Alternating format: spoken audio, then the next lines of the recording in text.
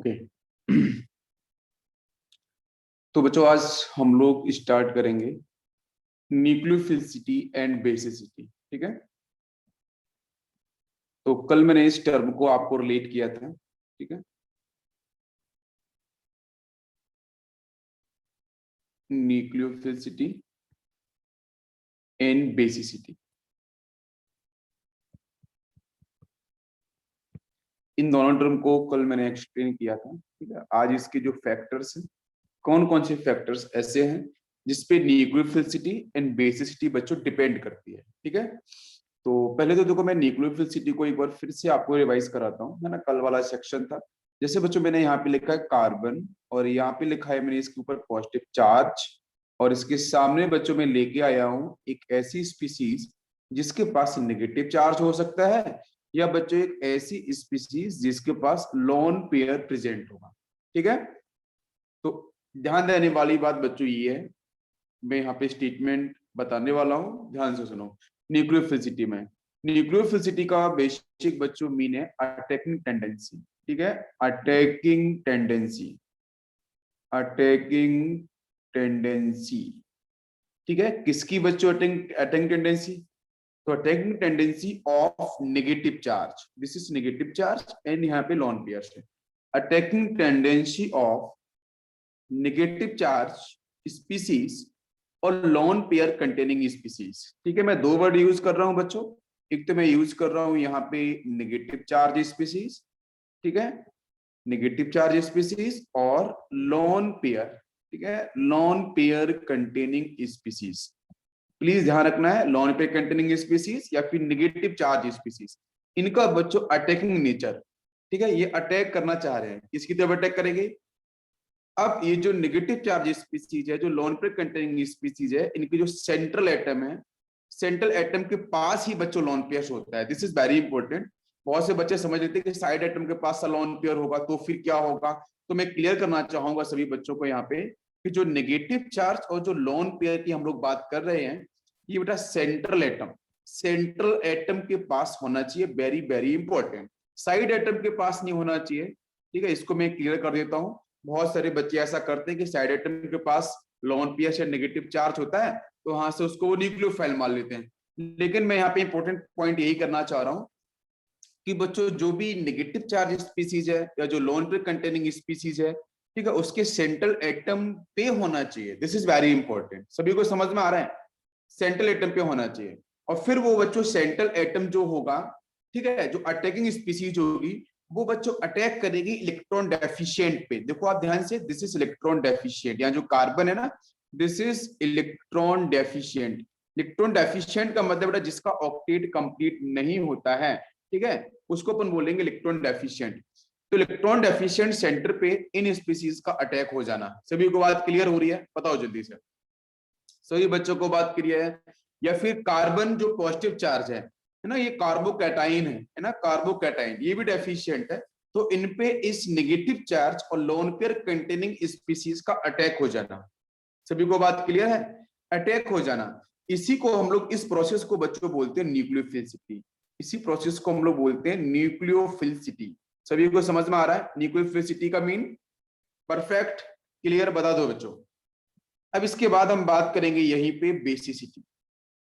हालांकि मैंने कल आपको डिस्कस किया था, लेकिन एक बार मैं इसे समराइज कर रहा हूँ कि दिमाग में परफेक्टली बैठना चाहिए बेसिसिटी का मीन एक्चुअली क्या होता है।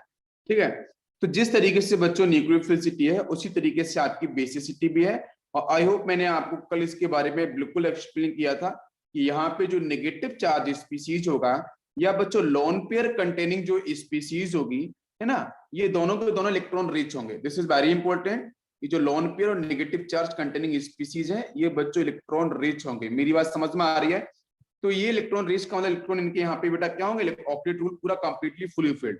अब इनके सामने इंपॉर्टेंट पॉइंट ये है कि कार्बोकैटाइन नहीं आना चाहिए, बाकी कोई भी डेफिशिएंट आपका कैटाइन नहीं आना चाहिए, ओनली ऑन बच्चों यहाँ पे आना चाहिए H plus ion. This is very very very important. ठीक है, क्या आना चाहिए?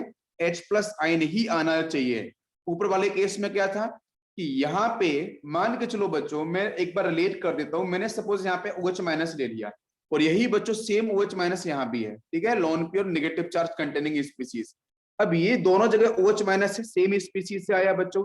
अब इसका अटैक अगर कार्बन प्लस पे होगा, कार्बोकैटाइन पे होगा, तो this is called nucleophilicity process, ठीक है। और अगर बच्चों वहीं पे नेगेटिव चार्ज लोन पर कंटेनिंग स्पीसीज आपके यहाँ पे क्या दे रखी है, OH माइनस हाइड्रोक्साइड आयन है, अगर उसका अटैक अगर बच्चों H प्लस आयन पे होगा, देन वी विल कॉल्ड कि ये जो पूरा का पूरा प्रोसेस होगा उसको बेटा हम लोग बोलेंगे बेसिसिटी। इतनी बात सभी क्लियर हो रही है ना, इतनी बात सभी बच्चों को समझ तो मैं बोल सकता हूं, इफ नेगेटिव चार्ज स्पीसीज और लोन पेयर कंटेनिंग स्पीसीज और लोन पेयर नेगेटिव चार्ज, ये बच्चों किस पे होने चाहिए, सेंट्रल एटम पे होने चाहिए, वेरी इंपॉर्टेंट, ठीक है। ऐसे स्पीसीज बच्चों अगर अटैक कर रहे होते हैं H प्लस आयन पे, हाइड्रोजन आयन पे, हाइड्रोजन पे पॉजिटिव चार्ज जो है, then we will call it is basicity. Then ये जो पूरा प्रोसेस होगा उसको हम लोग बेसिसिटी बोल सकते हैं। क्या सभी को मेरी बात समझ में आ रही है बेटा? न्यूक्लियोफिलिसिटी क्लियर, बेसिसिटी क्लियर सभी को?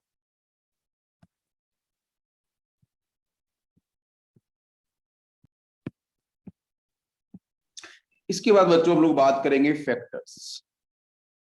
तो next point is the factors affecting nucleophilicity and बच्चों बेसिसिटी, ठीक है। बेसिसिटी और न्यूक्लियोफिलिसिटी को अफेक्ट करने वाले कौन कौन से फैक्टर्स हैं, और ये जो बच्चों हेडिंग लिखी है मैंने, ये हेडिंग बिल्कुल बच्चों इंपॉर्टेंट है आपके IIT एग्जाम के अंदर, आपकी JEE मेंस के अंदर, बिल्कुल इंपॉर्टेंट है। तो सबसे पहले बच्चों हम लोग बात करेंगे इलेक्ट्रॉन डेंसिटी की तरफ, ध्यान दो, electron density, first factor is electron density, ठीक है। और बहुत ही अच्छे लेवल क्वेश्चंस हम लोग करने वाले हैं, प्रीवियस ईयर क्वेश्चंस भी करेंगे बेटा, जो JEE मेंस और एडवांस में आए हुए हैं। तो इलेक्ट्रॉन डेंसिटी बच्चों ये बोलती है कि अगर बच्चों इलेक्ट्रॉन डेंसिटी की वैल्यू बच्चों इंक्रीज करती है, तो न्यूक्लियोफिलिसिटी पावर भी बच्चों इंक्रीज करती है, वेरी इंपॉर्टेंट, प्लीज ध्यान दो। अगर इलेक्ट्रॉन डेंसिटी बच्चों सेंट्रल एटम की बच्चों, मैं यहाँ पे टर्म यूज कर रहा हूँ सेंट्रल एटम, मैं डेफिनेशन में भी सेंट्रल एटम यूज किया था, यहाँ भी मैं यूज करने वाला हूँ, ठीक है। तो प्लीज बच्चों ध्यान दो, इलेक्ट्रॉन डेंसिटी अगर बच्चों सेंट्रल एटम की इंक्रीज कर रही होती है, तो न्यूक्लियोफिलिसिटी भी बच्चों करती है increase, because it is directly proportional. जैसे मैं सिंपल एग्जांपल दूं, OH माइनस, जैसे बच्चों यहाँ पे वाटर मॉलिक्यूल, जैसे NH2 माइनस, जैसे बच्चों यहाँ पे अपन ले लेते हैं अमोनिया, जैसे मैंने यहाँ पे लिया SH माइनस, मैंने लिया है H2S। तो बच्चों प्लीज ध्यान से बताना, यहाँ पे देखो वाटर मॉलिक्यूल्स बेटा, ऑक्सीजन के पास लोन पेयर्स है, यहाँ नाइट्रोजन के पास लोन पेयर्स है, यहाँ सल्फर के पास 2 लोन पेयर्स हैं, और ये बेटा नेगेटिव किसके पास है, सल्फर के पास, ये नेगेटिव किसके पास है, नाइट्रोजन के पास, ये नेगेटिव किसके पास है, ऑक्सीजन के पास। देन वी विल कंपेयर कि बच्चों सेंट्रल एटम तो दोनों जगह सेम ही है, यहाँ भी ऑक्सीजन है, इधर भी ऑक्सीजन है वाटर मॉलिक्यूल में, सेकंड केस में नाइट्रोजन दिख रहे हैं और थर्ड केस में सल्फर दिख रहा है। तो बेटा हम लोग कैसे निकालें? तो देखो एक तरफ लोन पेयर दिख रहा है, यहाँ पे देखो ऑक्सीजन पे लोन पेयर्स हैं, यहाँ पे ऑक्सीजन पे नेगेटिव चार्ज है। तो हुआ क्या है बच्चों, हुआ कुछ ऐसा होगा कि ये एक्चुअली में जब वाटर मॉलिक्यूल्स रहा होगा इस तरीके से, तो समझने की कोशिश करो बच्चों यहाँ पे, कि जब ये वाटर मॉलिक्यूल के सामने बच्चों कुछ बेस आया होगा, आपको ट्यूटो मेजर में डिस्कस किया है मैंने ये कॉन्सेप्ट, तो वहां से बच्चों ये जो हाइड्रोजन आयन दिख रहा है, दोनों हाइड्रोजन, बोथ हाइड्रोजन और एसिडिक हाइड्रोजन डेफिनेटली, और दोनों में से कोई एक हाइड्रोजन बच्चों यहाँ से, बिकॉज ये 1 OH माइनस है, 1 मोल आपको दे रखा है मैंने, ठीक है। तो बच्चों ये क्या करेगा, एक H प्लस आयन को विड्रॉ करेगा यहाँ से, ये अपने इलेक्ट्रॉन्स को यहाँ पे रिलीज कर देगा। तो अभी आप मेरी बात को समझने की कोशिश कर रहे होगे बच्चों कि एक्चुअली में जब ये वाटर मॉलिक्यूल्स की फेज में था ऑक्सीजन है जो सेंट्रल एटम, तो उसके पास कितने इलेक्ट्रॉन थे बच्चों, 8 इलेक्ट्रॉन थे ना, 4 तो लोन पेयर वाले इलेक्ट्रॉन्स थे और 4 आपके बॉन्ड पेयर वाले थे, 8 थे कि नहीं थे, परफेक्ट। अभी हाइड्रोजन तो बाहर निकल गया बच्चों H की फॉर्म में, और वो अटैच हुआ OH माइनस के साथ, तो यहां से उसने बना लिया वाटर मॉलिक्यूल। तो बेटा जो इसके पास जब H प्लस बाहर निकला था वाटर मॉलिक्यूल से, तो यहाँ पे क्या दिख रहा होगा, यहाँ पे आपका नेगेटिव आया होगा, बाकी 2 लोन पेयर्स एज इट रहे होंगे, बताओ बच्चों जल्दी से। तो दिस इज OH माइनस। तो एक एक्स्ट्रा जो इलेक्ट्रॉन्स पूरी तरीके से आ चुका है ऑक्सीजन के ऊपर, क्या आपको मेरी बात समझ में आ रही है?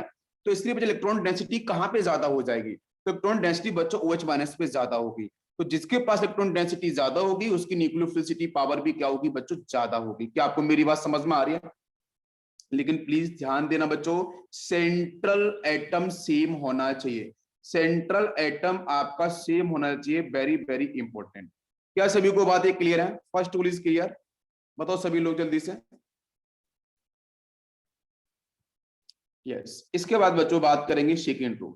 सेकेंड रूल में हम बात करेंगे न्यूक्लियोफिलिसिटी की बात करेंगे, उसके साथ हम लोग, हाँ, फिर हम बच्चों इसमें हम बेसिसिटी के ऊपर भी डिस्कशन करेंगे स्टेप बाय स्टेप।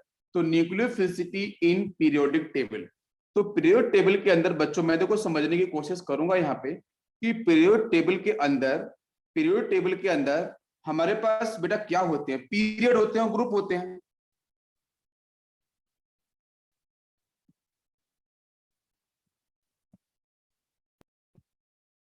देखो शर्मेश, देखो यहाँ पे जब आपका ये ऑक्सीजन था, इसके साथ ये हाइड्रोजन था, तो आप मुझे ये बताओ अभी ऑक्सीजन के इलेक्ट्रॉन्स कितने हैं?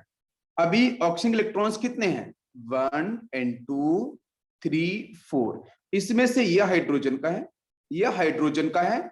आपको कॉन्फ़िगरेशन में कंफ्यूजन नहीं होना चाहिए। ये 1s1 हाइड्रोजन का, 1s1 हाइड्रोजन का। हाइड्रोजन के पास 1 इलेक्ट्रॉन से शेयर्ड होने वाला है परफेक्टली। ऑक्सीजन के बच्चों बात करते हैं तो यहाँ पे आपको मिलने वाले हैं 2 इलेक्ट्रॉन यहाँ से, 2 यहाँ से, 4 और 2 नीचे, कितने बड़ा 6। इसकी बैलेंसी 6 ही होती है, right. This is the scene of water molecules. अभी ऑक्सीजन के पास बच्चों में बोलूं तो 6 बैलेंसी ही डिफाइन हो रही है, जो उसके इलेक्ट्रॉन्स हैं। नाउ वी विल कम कि जब बेटा यहाँ से निकल गया एक हाइड्रोजन, जब इसके सामने एक बेस आया OH- आयन, तो इसने H+ आयन को खींच लिया। तो H+ आयन ने बच्चों अपने इलेक्ट्रॉन्स को, सन्मिश्र ध्यान से समझो, इसने अपने इलेक्ट्रॉन्स को उसको दे दिया ऑक्सीजन को। तो आप मुझे ये बताओ कि जब ये इसने, अब इसके पास इलेक्ट्रॉन्स कितने हो चुके हैं बच्चों? 1 लोन पेयर, 2 लोन पेयर, एक इलेक्ट्रॉन इसका पहले था क्रॉस वाला, एक आया हाइड्रोजन का, वो ये डॉट की फॉर्म में कर देते हैं, तो ये भी लोन पेयर की तरह हो गया। तो अब मुझे आप ध्यान से बताओ कि इसी को तो हम लोग यहाँ पे नेगेटिव चार्ज बोल रहे हैं ना, तो यही तो स्पीसीज आपकी ऐसे लिखी जाएगी ना, ऑक्सीजन के साथ और यहाँ पे ये, और बाकी आपके 2 लोन पेयर्स और आपके नेगेटिव। तो मुझे बताओ जब वाटर मॉलिक्यूल था तो उसके पास थे अभी 6 इलेक्ट्रॉन्स। अभी इस OH- जब बन चुका है ना, तो उसके पास कितने इलेक्ट्रॉन्स होंगे बताओ? 2 यहाँ से, 2 यहाँ से 4 और 2 यहाँ से आपके 6। कितने? 6 और एक इसका ये 7। अभी इसके पास कितने हो चुके हैं? 7 इलेक्ट्रॉन्स। और जब ये वाटर के फेज में था तो कितने थे? 6 इलेक्ट्रॉन्स। इलेक्ट्रॉन डेंसिटी अधिक कहाँ पे? अधिक आपके OH- पे ही होगी ना। ये बात समझ में आ रही है कि नहीं आ रही है? पहले ये बताओ मुझे सर। यहाँ पे सीन कुछ ऐसा होगा कि भाई pure atomic orbital of hydrogen and pure atomic orbital of oxygen, दोनों के इलेक्ट्रॉन्स अलग अलग बैलेंस सेल में प्रेजेंट है, अलग अलग ऑर्बिटल्स में प्रेजेंट है, दोनों की एनर्जी अलग अलग होगी। तो उसके बाद बच्चों यहाँ पे क्या होगा? दोनों के दोनों एटॉमिक ऑर्बिटल का बच्चों होगा हाइब्रिडाइजेशन। तो हाइब्रिडाइजेशन होने से बच्चों क्या होगा कि सारे के सारे एटॉमिक ऑर्बिटल बच्चों आपके मिक्सअप हो जाएंगे, मिक्सिंग हो जाएंगे, और मिक्सिंग होने के बाद बच्चों सबकी एनर्जी बराबर हो जाएगी। This is called hybrid orbitals. और उसके बाद बच्चों यहाँ पे ओवरलैपिंग होगी ऑर्बिटल्स की, और ओवरलैपिंग होने के बाद बच्चों बनता है आपका क्या? या तो साइडवाइज ओवरलैपिंग या हेड टू हेड ओवरलैपिंग। अगर साइडवाइज होगा तो बच्चों पाई बॉन्ड बनेगा, हेड टू हेड होगा तो सिग्मा बॉन्ड बनेगा। क्या आपको मेरी बात समझ में आ रही है? तो बच्चों जो भी आपके ओवरलैपिंग होने के बाद जो बॉन्ड बनने वाले हैं, जिसको अपन बॉन्ड पेयर ऑफ इलेक्ट्रॉन्स बोलते हैं, भाई एक बॉन्ड के अंदर बच्चों क्या होता है? 2 इलेक्ट्रॉन्स आते हैं। इन दोनों की बेटा सबसे पहले क्या हुई होगी?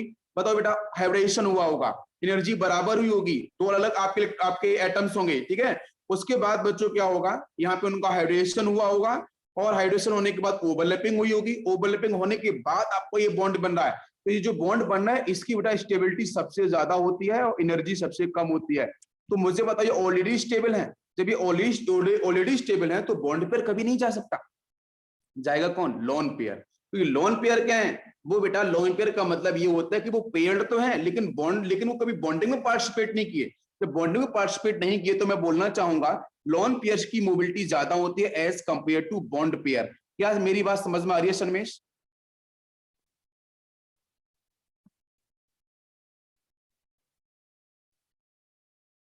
रोहित यार, एग्जैक्टली, वो बॉन्डेड बर्ड से पता चलता है, डेफिनेटली, बिल्कुल बिल्कुल, यस। अब देखो, अब बच्चों हम लोग बात कर रहे थे पीरियोडिक टेबल की तरफ, ठीक है। तो पीरियोडिक टेबल के अंदर हमारा जो न्यूक्लियोफिलिसिटी का सीक्वेंस है वो किस तरीके से मूव करता है। तो बच्चों आपको अच्छे से पता है कि पीरियोडिक टेबल के अंदर बच्चों पीरियड्स होते हैं और ग्रुप होते हैं, ठीक है। पीरियोडिक टेबल के अंदर बच्चों पीरियड्स होते हैं, और पीरियड का मतलब बेटा लेफ्ट टू राइट जब हम ट्रेवल करते हैं 7 पीरियड्स आपको मिलते हैं, और टॉप टू बॉटम बच्चों हम लोग मूव करते हैं तो आपको ग्रुप मिलते हैं। इतनी बात सभी को पता होगी पहले से भी, ठीक है। अच्छा, नाउ क्वेश्चन इज दिस कि हम लोग न्यूक्लियोफिलिसिटी को कैसे रिलेट करें। तो बच्चों जब हम अक्रॉस द पीरियड अगर मूव करते हैं तो आपको पता होगा जेड इफेक्टिव, एक बच्चों वर्ड होता है जेड इफेक्टिव। जेड इफेक्टिव बेटा, जेड इफेक्टिव का मीन होता है effective nuclear charge. Effective nuclear charge, क्या आपको मेरी बात समझ में आ रही है? नाउ क्वेश्चन इज दिस कि what is effective nuclear charge. I know very well कि 50% बच्चे नहीं जानते इसके बारे में इफेक्टिव न्यूक्लियर चार्ज क्या होता है। तो देखो बच्चों, यहाँ पे effective nuclear charge, effective word समझ में आता है ना, कि मैं अगर आपसे बोलूं कि बच्चों इफेक्टिव स्टडी करनी है आप लोगों को, तो effective study always produce best result, you know. तो बच्चों अगर आप इफेक्टिव स्टडी करोगे, टाइम से लेक्चर को ज्वाइन करोगे, तो आपको बिल्कुल डेफिनेटली अच्छा रिजल्ट मिलने वाला है बाकी लोगों के कंपैरिजन में। This is very clear, honest, right. और बच्चों यहाँ पे न्यूक्लियर चार्ज, अब मुझे बताओ न्यूक्लियस के पास बच्चों क्या होता है? पॉजिटिव चार्ज, सभी को पता है बेटा। न्यूक्लियस के पास बच्चों क्या होते हैं? प्रोटॉन, सभी को क्लियर है ना बेटा। उसके पास क्या होता है? Positive charge. Now question is this कि ये पॉजिटिव चार्ज इफेक्टिवली वर्क कैसे कर रहे हैं? ये पॉजिटिवली चार्ज, जो न्यूक्लियस है जिसके पास प्रोटॉन्स है, पॉजिटिव चार्ज है, वो इफेक्टिवली वर्क कैसे कर रहे हैं? तो बच्चों क्वेश्चन ये है कि ये कैसे वर्क करेंगे कि जब इसके सामने बच्चों आएंगे इलेक्ट्रॉन्स, नेगेटिवली चार्ज इलेक्ट्रॉन्स। सभी को मेरी बात समझ में आ रही होगी। तो बच्चों लेफ्ट राइट जाने पे साइज क्या होता है? साइज बच्चों क्या होता है? डिक्रीज। ये हम रट्टा मार लेते हैं कि साइज डिक्रीज हो रहा है, but size is totally depends upon effective nuclear charge. बेटा पूरी तरीके से बात मेरी समझ में आ रही है?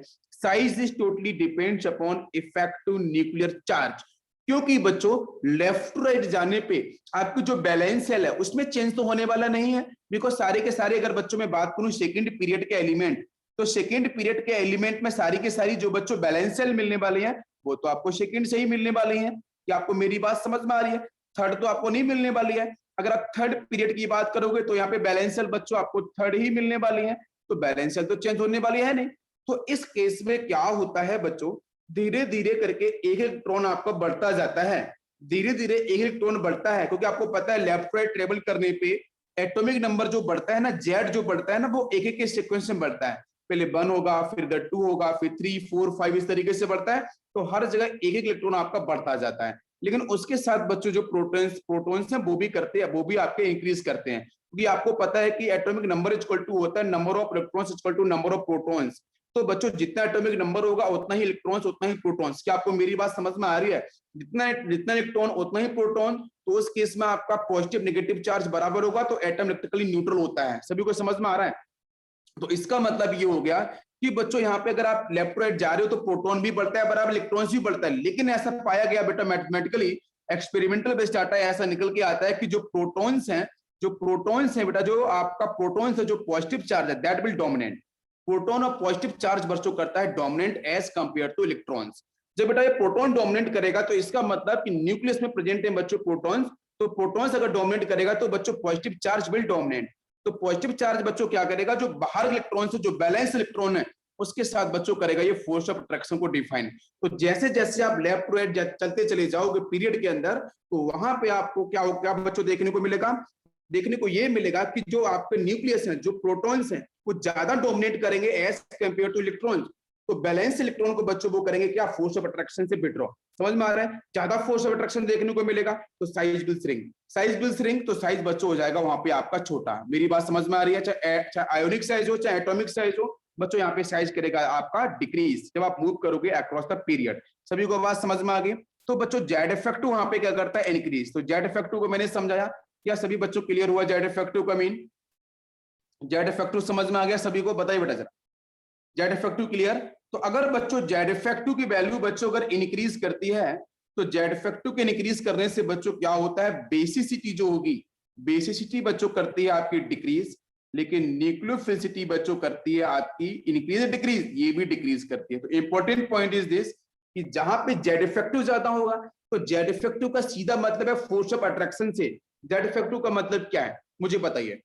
कि जो प्रोटॉन्स हैं, जो पॉजिटिवली चार्ज न्यूक्लियस है, कितना इफेक्टिवली, बात समझो, कितना इफेक्टिवली आउटर मोस्ट इलेक्ट्रॉन्स के साथ फोर्स ऑफ अट्रैक्शन को डिफाइन कर रहे हैं। This is called Z effective. क्या आपको मेरी बात समझ में आ रही है? जेड इफेक्टिव को मैं फिर से बोलने वाला हूं, जेड इफेक्टिव का एग्जैक्टली मीन बच्चों ये है कि कितना इफेक्टिवली किसी भी एटम के जो प्रोटॉन्स हैं, जो न्यूक्लियस है, जो पॉजिटिव चार्ज स्पीसीज है, वो कितना इफेक्टिवली वर्ड में यूज कर रहा हूं, कितना इफेक्टिवली बच्चों आउटर मोस्ट इलेक्ट्रॉन्स को अपनी तरफ अट्रैक्ट कर रहा है। This is called Z effective. क्या सभी को मेरी बात समझ में आ गई? क्या सभी बच्चों को बात समझ में आ गई? इसको मैं और थोड़ा रिलेट करता हूं, और सुनना ध्यान से मेरी बात, सुनना। जेड इफेक्टिव में जैसे मान के चलो यहाँ पे प्रोटॉन है, यहाँ पे आपके आउटर शेल है, ये आपकी बैलेंस शेल है। अब इसको समझाता हूँ और अलग तरीके से भी, ध्यान देना। ये आपका न्यूक्लियस है जहां प्रोटॉन्स है, ये एक इलेक्ट्रॉन है, 2 इलेक्ट्रॉन्स यहाँ मान लेते हैं, 2 और इलेक्ट्रॉन्स हम लोग यहाँ मान लेते हैं बच्चों ये आपकी बैलेंस सेल, आउटर सेल है बाहर वाली, और ये दोनों की दोनों आपकी इनर सेल है। अब बोलोगे सर कि इनर सेल में भी इलेक्ट्रॉन्स है ना, तो यहाँ से रिपल्शन करेगा ना। मान लो बच्चों ये बैलेंस इलेक्ट्रॉन्स है, तो इस बैलेंस इलेक्ट्रॉन के साथ बच्चों क्या क्या प्रॉब्लम आने वाली है समझो। ये बैलेंस इलेक्ट्रॉन्स बच्चों इस न्यूक्लियस के साथ फोर्स ऑफ अट्रैक्शन डिफाइन करेगा, ये भी इलेक्ट्रॉन्स बच्चों फोर्स ऑफ अट्रैक्शन डिफाइन करेंगे, लेकिन इनर इलेक्ट्रॉन्स आउटर इलेक्ट्रॉन के साथ बच्चों बैलेंस इलेक्ट्रॉन के साथ रिपल्शन भी फील करेंगे। क्यों? क्योंकि बच्चों दोनों के पास नेगेटिव चार्ज है। तो आपको मेरी बात समझ में आ रही होगी। तो बीच में जो आपको रिपल्शन मिल रहा है इनर मोस्ट इलेक्ट्रॉन्स की वजह से आउटर मोस्ट इलेक्ट्रॉन के साथ, उसको आपको माइनस करना है, इसलिए बच्चों जेड इफेक्टिव का जो फॉर्मूला आता है ना, वो आता है Z minus sigma is the mathematical formula of the derivation के थ्रू हम लोग निकालते हैं। जेड बच्चों यहाँ पे क्या है, वो आपका टोटल न्यूक्लियर चार्ज है, टोटल न्यूक्लियर चार्ज, बिल्कुल सही। और सिग्मा जो है ना, वो आपका शील्डिंग इफेक्ट, शील्डिंग को हम शील्डिंग नहीं बोल सकते, उसको हम थोड़ा और बोल सकते हैं, रिपल्सिव फोर्स बोल सकते हैं, कि जो इनर इलेक्ट्रॉन्स हैं वो आउटर बैलेंस इलेक्ट्रॉन के साथ जो रिपल्शन फील कराएगा ना, भाई इनर इलेक्ट्रॉन्स क्या करेंगे मुझे बताओ। वो तो बाहर वाले इलेक्ट्रॉन्स को फोर्स ऑफ अट्रैक्शन डिफाइन नहीं करने देंगे न्यूक्लियस के साथ, वो तो बोलेंगे भाई साहब मैं तो अंदर हूं, आप बाहर हो, आप अट्रैक्शन नहीं कर सकते हो। तो बाहर का जो इलेक्ट्रॉन है कितना इफेक्टिवली आपके न्यूक्लियस के साथ फोर्स ऑफ अट्रैक्शन डिफाइन करेगा, उसी को बच्चों हम लोग बोलते हैं जेड इफेक्टिव। क्या सभी को मेरी बात समझ में आ गई? तो जेड बच्चों क्या है, टोटल चार्ज है जो आपके प्रोटॉन्स जो आपके न्यूक्लियस के पास प्रेजेंट है, उसमें से रिपल्सिव फोर्स आपका सिग्मा, उसको माइनस कर दो तो आपका जेड इफेक्टिव निकल के आ जाएगा। क्या सभी बच्चों को बात क्लियर हो गई है? बताइए जरा। यहां तक मैंने आपको पीरियड टेबल पढ़ा दिया बच्चों, यहाँ पे ये कॉन्सेप्ट। हाँ, शील्डिंग इफेक्ट, परफेक्ट शर्मेश, परफेक्ट। यहां तक बेटा सभी को बात समझ में आई है? एक बार जरा बताइए मुझे।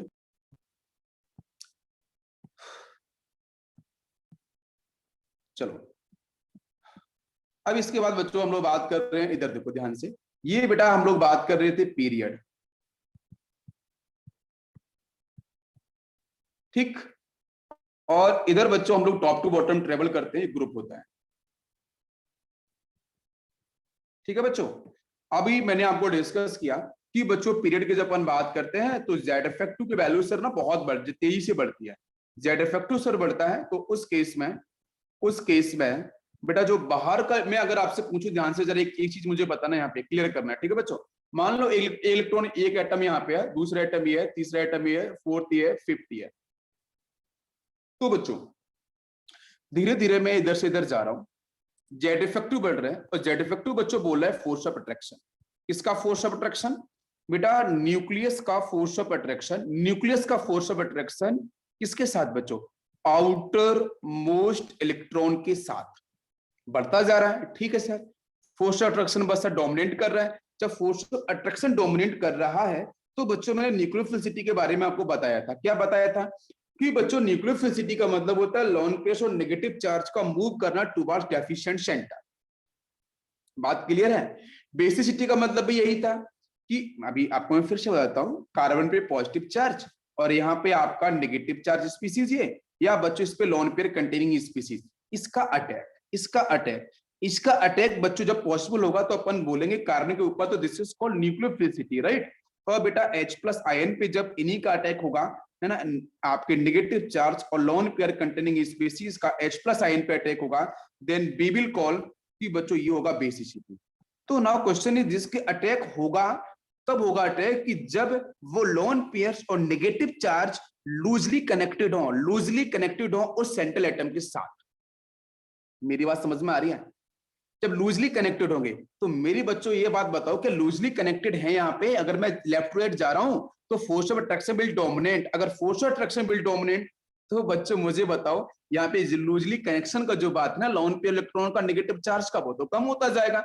तो जो फोर्स ऑफ अट्रैक्शन बढ़ेगा तो उस केस में बच्चों जो आपकी एबिलिटी है, जो डोनेट करने की एबिलिटी है, दैट विल डिक्रीज। डोनेट करने की एबिलिटी विल डिक्रीज। तो आप मुझे बता दो क्या होगा? क्या यहाँ पे बेसिसिटी और न्यूक्लियोफिलिसिटी बढ़ेगी? नहीं सर, ये तो डिक्रीज करेगी। किसी बच्चे को डाउट अभी भी है तो प्लीज पूछ लो, प्लीज पूछ लो, ठीक है?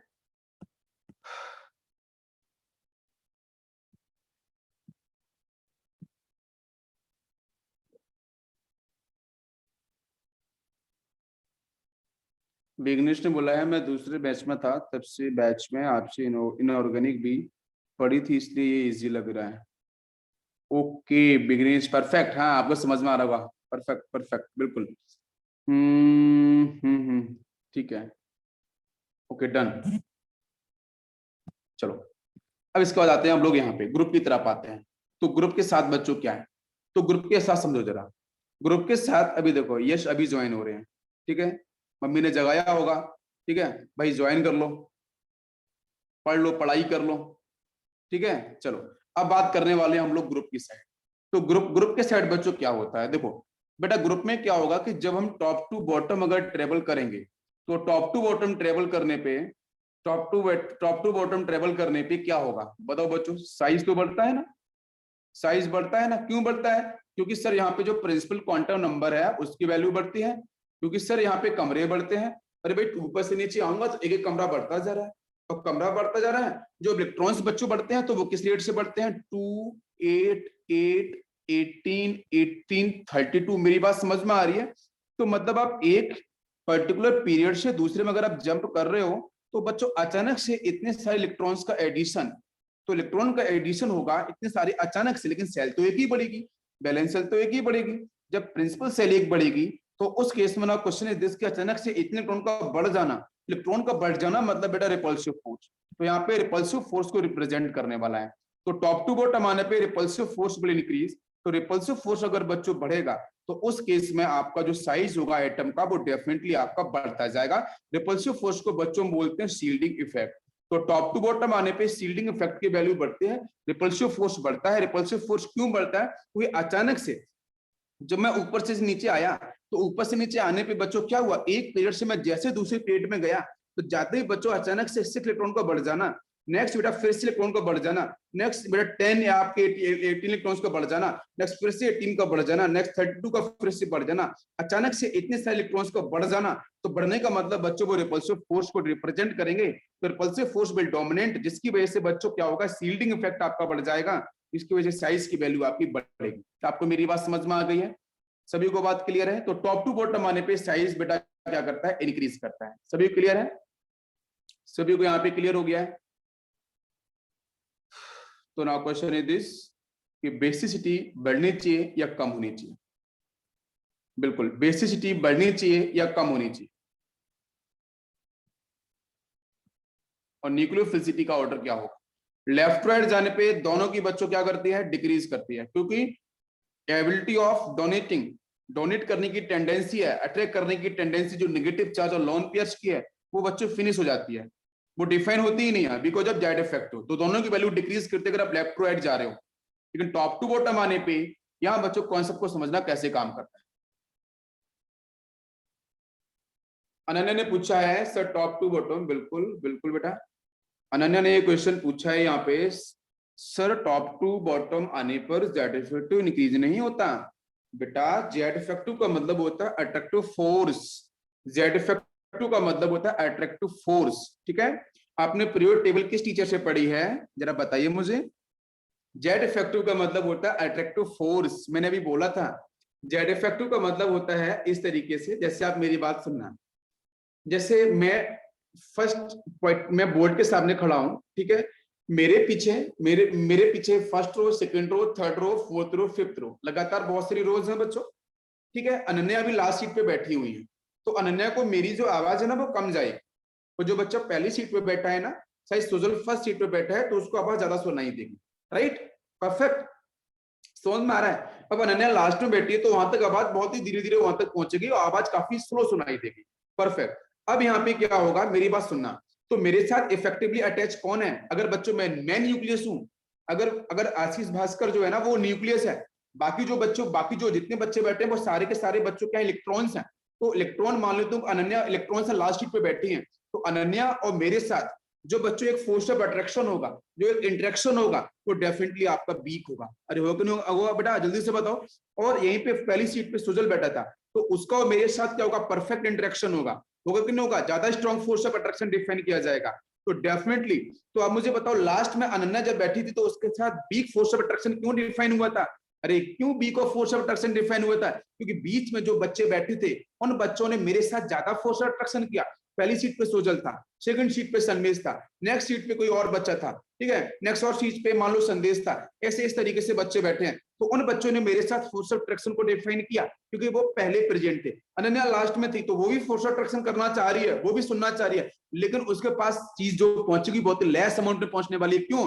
क्योंकि मेरे पास जितना जितना अमाउंट में जितना मैग्नीट्यूड में फोर्स ऑफ अट्रैक्शन होगा वो डिस्ट्रीब्यूट हो चुका है, तो लास्ट तक पहुंचते पहुंचते बहुत वीक हो जाएगा। तो वी विल डिस्कस अबाउट कि टॉप टू बॉटम अगर मैं ट्रेवल कर रहा हूं, तो टॉप टू बॉटम ट्रेवल करने पे सीन क्या होता है, बच्चा सुनना जरा। टॉप टू बॉटम आने पे एक स्टेप को सुनना। टॉप टू बॉटम आने पे क्या होता है कि एक पेड़ से दूसरे पेड़ में, नेक्स्ट से नेक्स्ट पेड़ में, तीसरे से चौथे में, चौथे से पांचवें। भाई सेल तो एक ही बढ़ती है ना, एक एक बैलेंस सेल बढ़ती है, समझ में आ रहा है? प्रिंसिपल क्वांटम नंबर की वैल्यू बच्चों एक एक बढ़ती है, 1 2 3 4 5 6 7, बस इतनी आती है, तो एक एक सेल बढ़ती है। लेकिन अचानक से बच्चों 2 8 8 18 18 32, this is magic number, it's not a magic number, this is only the period में जितने इलेक्ट्रॉन्स प्रेजेंट है उनका नंबर होता है ये। तो अचानक से 8 इलेक्ट्रॉन का बढ़ जाना, फिर अचानक से 18 का बढ़ जाना, फिर अचानक से 32 का बढ़ जाना। तो भाई इलेक्ट्रॉन्स अचानक से बढ़ रहे हैं 18, अचानक से बढ़ रहे हैं 32, अचानक से बढ़ रहे हैं 8, लेकिन सेल तो एक ही बड़ी सर, कमरा तो एक ही बड़ा, लेकिन कमरे में 10 लोग आ गए एकदम से। मेरी बात समझ में आ रही है? 10 लोगों के आने से फोर्स ऑफ अट्रैक्शन बढ़ेगा क्या? नहीं, फोर्स ऑफ रिपल्शन बढ़ जाएगा। लेकिन जब मैं लेफ्ट से राइट में जा रहा था ना, तो वहां पे एक इलेक्ट्रॉन बढ़ रहा था, एक प्रोटॉन बढ़ रहा था, इलेक्ट्रॉन बढ़ता है, एक प्रोटॉन बढ़ता है, क्योंकि एटॉमिक नंबर क्या 1 2 3 4 5 6 7 8 है ना, इस तरीके से 9 10 11 12 13 14 15 16 एक एक एटॉमिक नंबर बढ़ता है। तो एक एटॉमिक नंबर बढ़ने से एक ही इलेक्ट्रॉन बढ़ता है, एक ही प्रोटॉन बढ़ता है। तो धीरे धीरे क्या होता है, प्रोटॉन की वैल्यू डोमिनेट करती है, तो वहां पे न्यूक्लियर चार्ज इंक्रीज करता है। तो इसका मतलब यह है कि बाहर का जो इलेक्ट्रॉन है आउटर मोस्ट के साथ, जो आपका न्यूक्लियस है, न्यूक्लियस के पास प्रोटॉन्स है, पॉजिटिव चार्ज है, तो उसका आपका अट्रैक्शन आउटर मोस्ट इलेक्ट्रॉन्स के साथ बढ़ता जाता है। तो बढ़ने की वजह से लेफ्टवर्ड जाने पे साइज छोटा होता है, बिकॉज यहाँ पे अट्रैक्टिव फोर्स बढ़ता है, फोर्स ऑफ अट्रैक्शन बढ़ता है। किस किस के बीच में? किस किस के बीच में? न्यूक्लियस, प्रोटॉन्स जहां प्रेजेंट है न्यूक्लियस के अंदर, और आउटर मोस्ट इलेक्ट्रॉन्स के बीच में। लेकिन टॉप टू बॉटम आने पे अचानक से 18 इलेक्ट्रॉन्स का बढ़ जाना, लेफ्टवर्ड जाने पे एक ही इलेक्ट्रॉन का बढ़ना, और टॉप टू बॉटम आने पे अचानक से 18 8 32 इलेक्ट्रॉन्स का बढ़ जाना, सेल एक ही होती है, तो रिपल्सिव फोर्स बढ़ जाता है। तो रिपल्सिव फोर्स बढ़ने से यहाँ पे शील्डिंग इफेक्ट, शील्डिंग का मतलब रिपल्शन होता है, शील्डिंग का मतलब रिपल्शन होता है, तो रिपल्शन की वैल्यू बढ़ जाती है, जिसकी वजह से साइज बढ़ता ही जाता है। समझ में आ गया? बताओ, आपको पीरियड टेबल पढ़ानी पड़ रही है मुझे? बिल्कुल।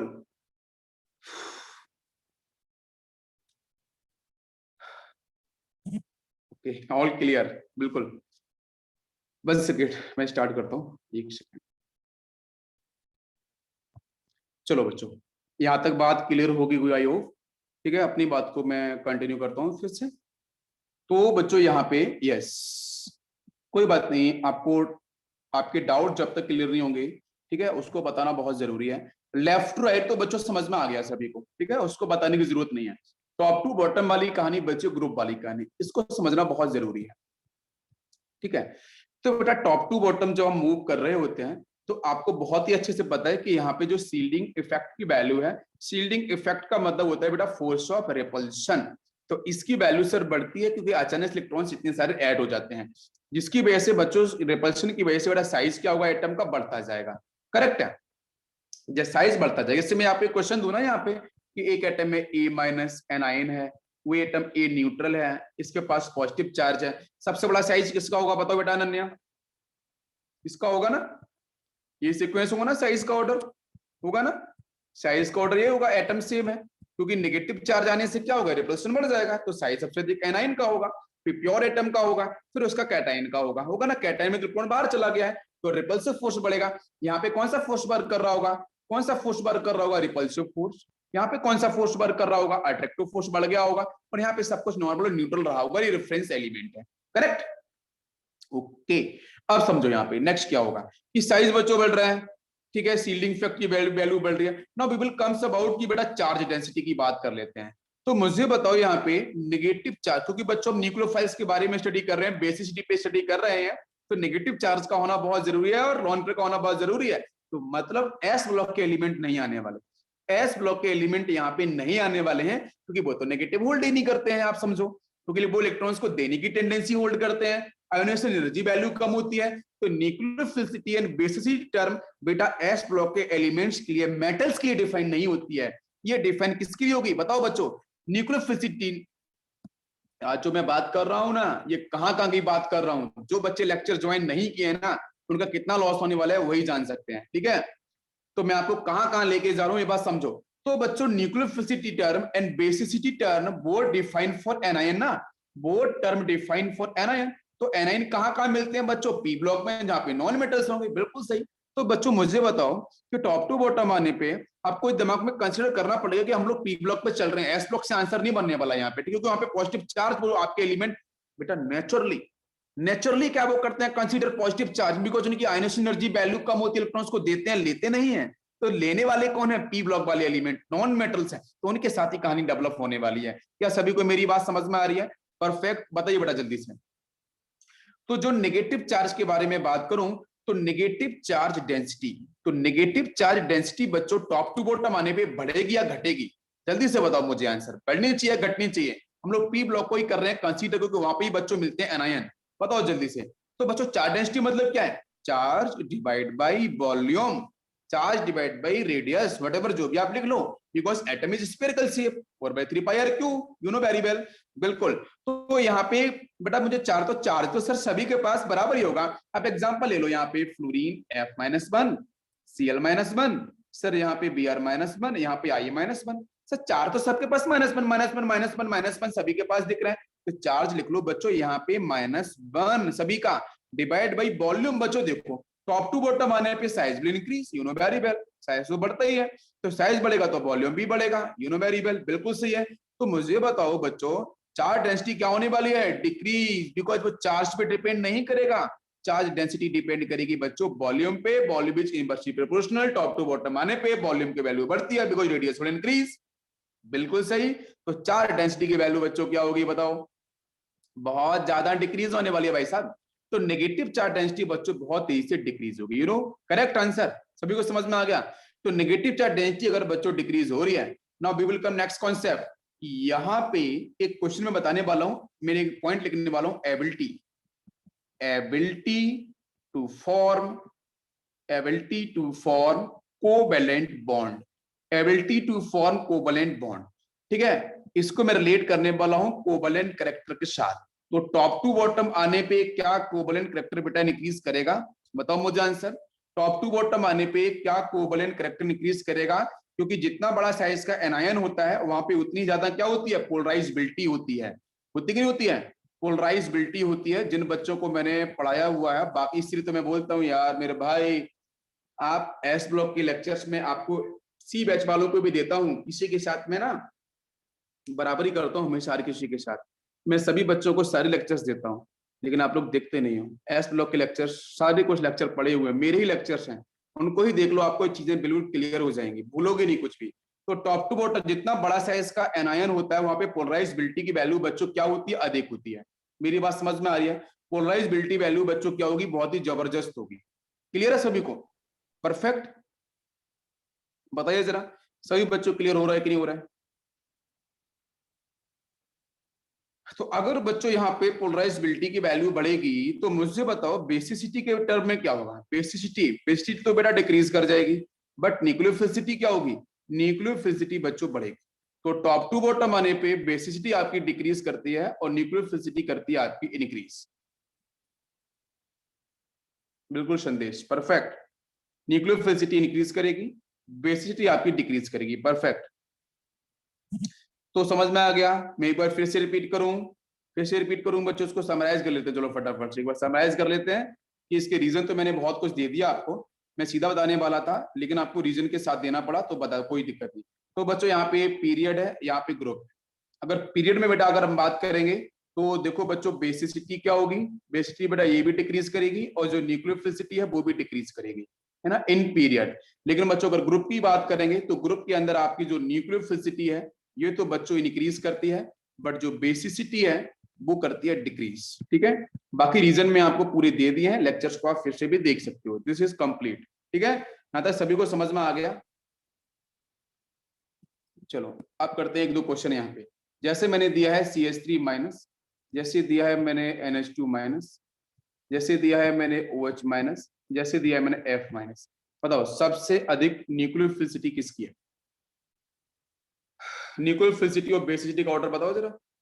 न्यूक्लियोफिलिसिटी और बेसिसिटी का ऑर्डर, ये फर्स्ट मान लो, इसको सेकंड मान लो, इसको थर्ड मान लो, इसको फोर्थ। न्यूक्लियोफिलिसिटी और बेसिसिटी का ऑर्डर क्या होगा? मैं और भी दे सकता हूँ यहाँ पे आपको। जैसे मैंने आपको दिया यहाँ पे NH3, ठीक है, अमोनिया दे दिया, मैंने आपको दे दिया PH3।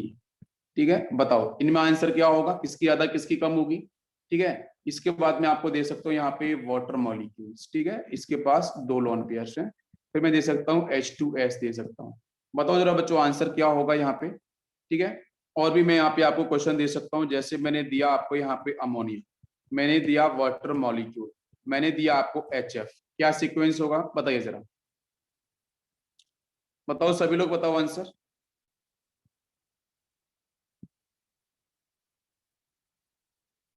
CH3 माइनस का हाईएस्ट होगा, बिल्कुल दीप्ति बेटा, बिल्कुल करेक्ट, दीप्ति परफेक्ट।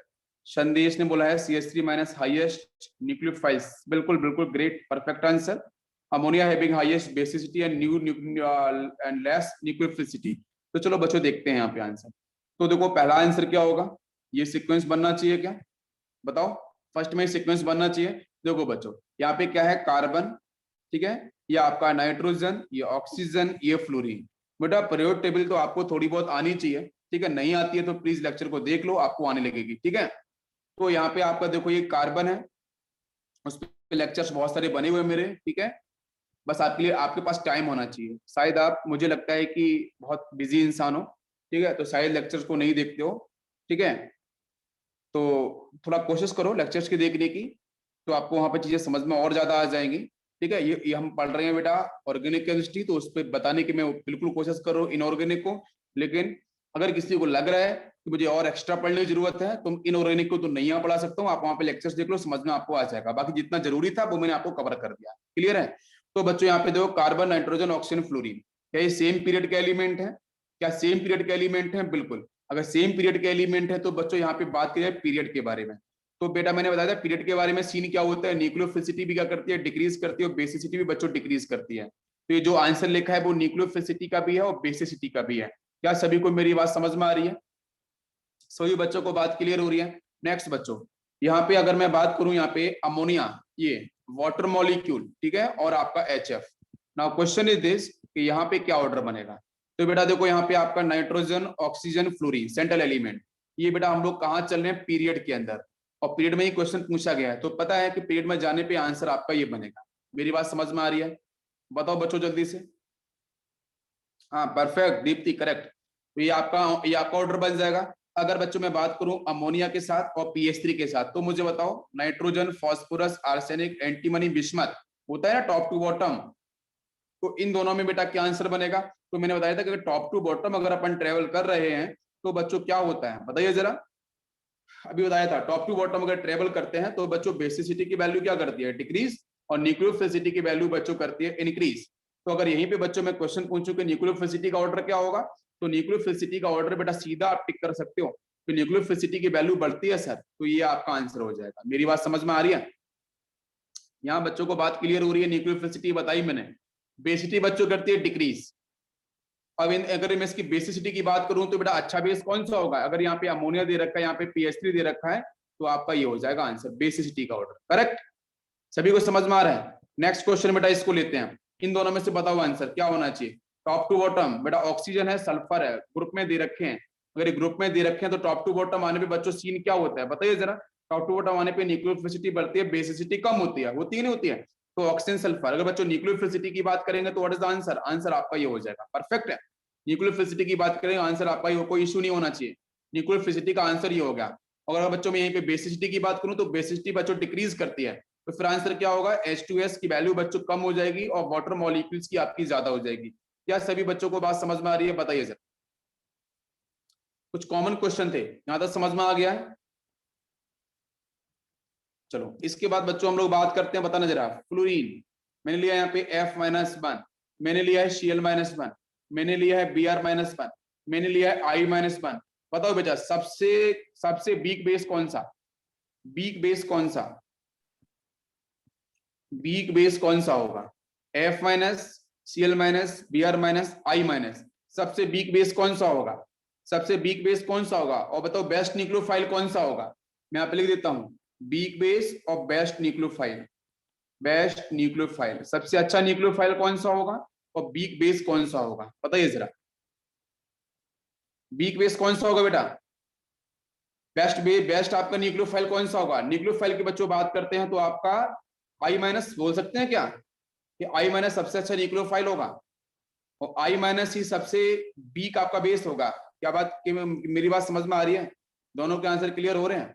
तो जरा मुझे बताइए कि यहाँ पे जो दे रखा है वो टॉप टू बॉटम, ठीक है, ग्रुप में हम बात कर रहे हैं, तो टॉप टू बॉटम आने पे न्यूक्लियोफिलिसिटी की वैल्यू बच्चों क्या होती है, अभी बताइए, इतनी बने बढ़ती है, और बेसिसिटी की वैल्यू बच्चों क्या होती है, ये आपकी डिक्रीज करती है। तो बस आंसर टिक कर दो सीधा।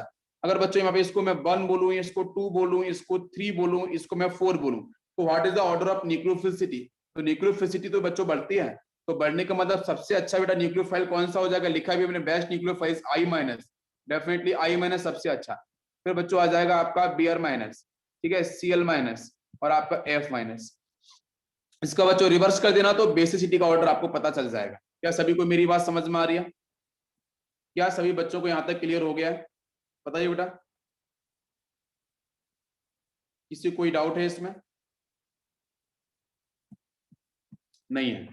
अब देखो नेक्स्ट, इसके बाद बच्चों हम लोग यहाँ पे बात करने वाले हैं कि सॉल्वेंट के साथ सीन क्या होगा। अगर मैं सॉल्वेंट इंट्रोड्यूस करूंगा तो व्हाट इज द आंसर, और सॉल्वेंट हम लोग पहले पढ़ ही चुके हैं, ठीक है। तो सॉल्वेंट बच्चों दो टाइप के मैं यूज करने वाला हूं, पोलर प्रोटेक्ट सॉल्वेंट यूज करूंगा और बच्चों में करूंगा नॉन पोलर सॉल्वेंट। दो टाइप के सॉल्वेंट में यहाँ पे इंट्रोड्यूस करने वाला हूं।